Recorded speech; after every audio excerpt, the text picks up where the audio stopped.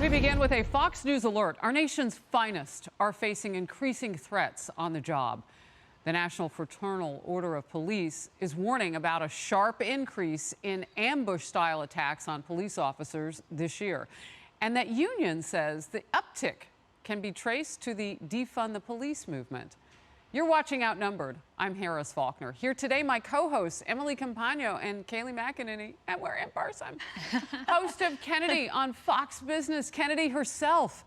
And in the virtual center seat, John James, former U.S. Senate candidate and Iraq War veteran. Great to see you all. Well, we are learning 128 police officers have been shot so far this year. And there have been 27 ambush-style attacks on officers. That's up 50% in ambush attacks compared with last year. And this, all as we get new video of a police officer in San Francisco under attack.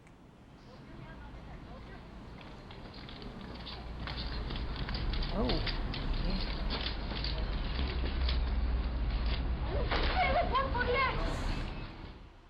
A homeless man violently pushing a female officer to the ground as several bystanders rushed to help before backup officers arrived.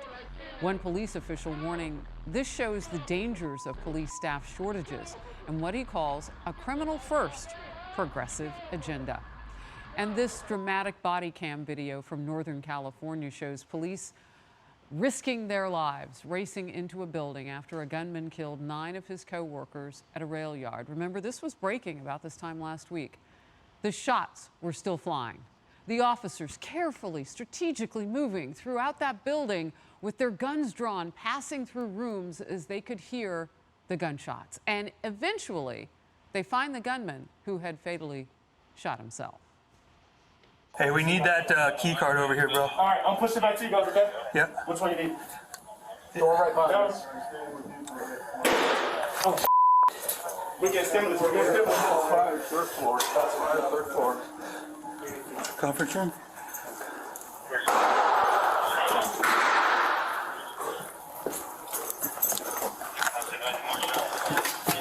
Okay, I got somebody down in front of me. We got somebody there. On 3? 10, 5, 6, maybe. Let me see your hands. Hold right, hold right, hold right. Hold on. We got that stairwell. Sheriff's office, sheriff's office, sheriff's office. Holding this. Yep. Okay, he's in here. Hold that. Watch his hand, watch his hand. Be careful. Watch his hand. Watch his Hold that stairwell. Hold that stairwell. top side's clear. Professionals moving in to protect and serve.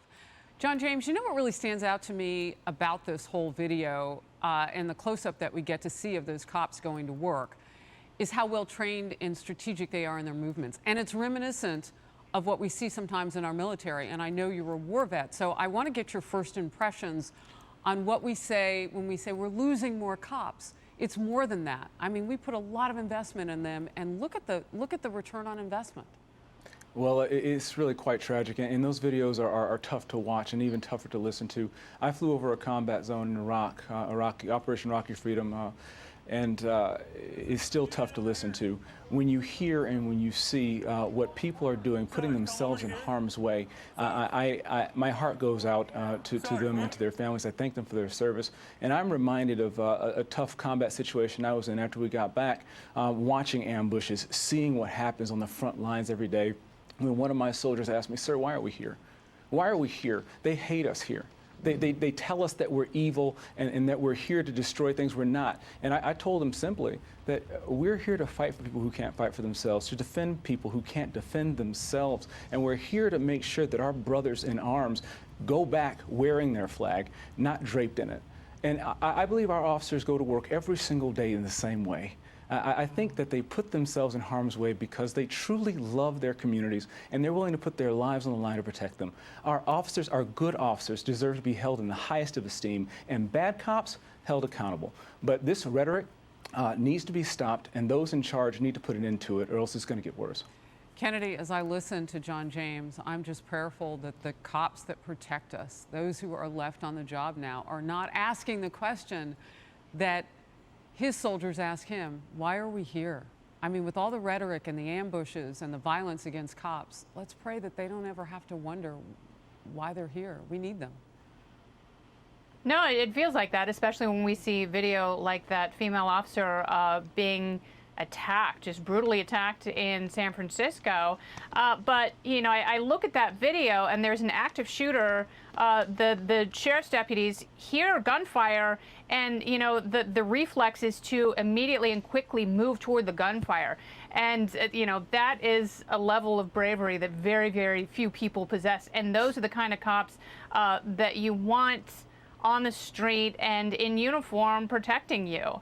And the defund the police movement has been so destructive and so clumsy. And in fact, a lot of the cities where we've seen that, you've seen a huge exodus of officers in the force, but also you've seen more money go back into the force without some of the changes that people on both sides of the badge would like to see. An astute observation, because eventually everybody realizes the facts, whether they want to admit it or not. Here's Jason Rantz from the last hour on the Faulkner Focus about the increased attacks on police officers. Police officers all across the country being painted with this incredibly toxic broad brush, and it is inspiring people to attack. Not only is the morale down, but they're leaving these big departments in significant numbers. So the problem is only going to get worse, not just for the officers, but of course also for the people that they serve and protect. As we bring it back to Studio F now, here in New York City. Kaylee, I want to get your response to that first and then ask you about something else.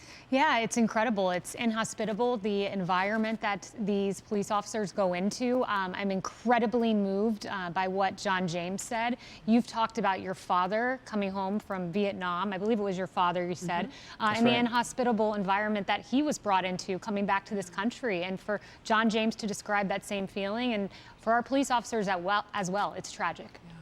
You know, during some of the violent rioting that we saw in cities across the country, those what I call insurgents among the peaceful protesters, we saw the loss of an officer who was a veteran, retired, on camera live streaming. Yeah, that's right. I will never forget. I was sitting in my apartment, and a colleague of mine who worked for me said, Kaylee, you've got to see this video. I pulled up the video, and there was an officer, former officer, lying on the ground in a pool of blood as you watched in real time his murder. This was David Dorn. He was a police officer. I immediately called the president at the time, President Trump, and he reached out to the widow, Ann Dorn, who described her husband this way. He was a father of 5, a brother of 12. A grandfather of 10, and friends to thousands. And I'd want to do her words justice. This is what she said in the wake of that murder. How did we get to this point where so many people are callous and indifferent towards human life? This is not a video game where you can commit mayhem and then just hit reset and bring all the characters back to life. David is never, never coming back to me. He was murdered by people who didn't know and just did not care. But we care, and Anne, we're thinking of you today and every day, and your husband, David, thank you for his service. Yeah. Wow. And he was out there protecting. I mean, he was trying to protect small businesses that were getting hit that night. That's exactly and he stood between the criminals and the glass on that pawn shop that his friends owned. Yeah, wow. that's exactly right. You know, Emily, when you look at the ambush-style attacks, and you heard what John was saying just moments ago about being on the battlefield with that type of thing. That's a different type of violence than we're used to with an uptick of 50%. And some of the police officers saying it's a direct outreach or reaction to defund the police. It's like hate in another category. Right, and he also mentioned rhetoric, and I think it's really important to acknowledge that the rhetoric is not just coming from the anti-police movement that seems to have swept the country and is somehow condoned, for example, in the Amazon marketplace, selling anti-police t-shirts and the like. It is also coming from elected officials. I want to focus on San Francisco for a moment and that horrifying video we saw of the female officer getting brutally attacked by that homeless man. Specifically there have been spikes in violent crimes by the homeless. It took 4 bystanders to get him off before those police came. Now let's talk about the DA Chisa Boudin. He, as we know, was raised by the Weather Underground founders when both of his parents spent their lifetimes in federal prison for the murder of 2 police officers in a botched heist. They were part of Weather Underground. He served as a translator for Hugo Chavez. He had never prosecuted a day in his life before he was voted in by less than 3,000 votes there in San Francisco. He was a public defender. Now he comes out because of this situation, and guess who he blames? The officers. Wow. You cannot make this up. He says, I blame the union and I blame the failure of officers to clear crimes. He says, and I have to talk about doing words justice, let me tell you exactly what this DA prosecutor who was elected by the citizens, what he has said is to blame of these crimes, spikes in violence. He says the police wants to get away without doing their job. They want to get away with allowing their officers to send racist text messages, to use excessive force against the community, and to engage in systematic violations of civil rights of Black and brown drivers on our streets. That was this weekend. Wow. After that video came out. That was his response to a female officer getting attacked when it was because of defunding why she was alone on the streets. You know what? I want to go back to John James for just a second to react to that. John? Well, frankly, we're seeing this all over the nation. We absolutely have to support our police, get support behind good police, hold bad police accountable, make sure that we fund the police, not defund the police, and make sure that egregious statements like that DA made are held accountable. What can you expect when you have representatives from the state of California like Maxine Waters perpetuating the type of hateful rhetoric against people who disagree with her, using her platform? We have to do better. We have to do better for our communities, for our police. Yeah, and what you're talking about with Maxine Waters is when she ended up on the ground, you know, just hours before we were learning what was going to happen in the George Floyd case and his murder, the man Chauvin on trial for his murder. She said, you know, get confrontational, get up in their faces. I'm paraphrasing only a tiny bit there.